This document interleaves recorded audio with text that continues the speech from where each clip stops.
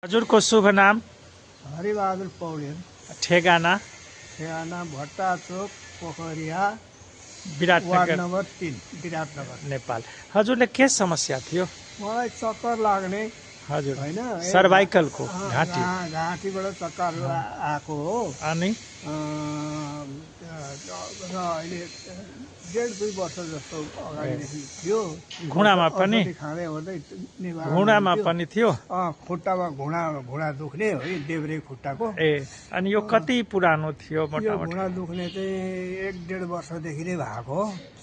अहिले अनि हरायो यो। अनि यसको लागि थेरापी लिनुभयो? आज कति दिन थेरापी लिनुभयो त? आज 6 दिन भयो थेरापी। अनि यो 6 दिनको थेरापीले हजुरलाई समस्याहरूमा कतिको निको भएको छ, जाति भएको छ? हल्का भएको छ होइन, त्यो पुरानो रोग छैन जस्तो मलाई लागिरहेको छ होइन। एकदम फ्रेस लाग्दैछ। फ्रेसै जस्तो लाग्छ। अब उमेरले गर्दा अब बुढो भयो होइन। हुन्छ। हजुरको उमेर कति पुग्यो? उमेर अब पौने 86 भनौँ। 86 लाग्न आँटेको छ, 86। हुन्छ। यो घाँटी र घुँडाको समस्या 6 दिनको थेरापीले धेरै राम्रो भएको छ होइन? हजुर यो डाक्टर साहब बहुत खुसी छु। हजुर यो थेरापीबाट सन्तुष्ट हुनुहुन्छ? एकदम सन्तोष। धन्यवाद। राम्रो चिज रहेछ। धन्यवाद।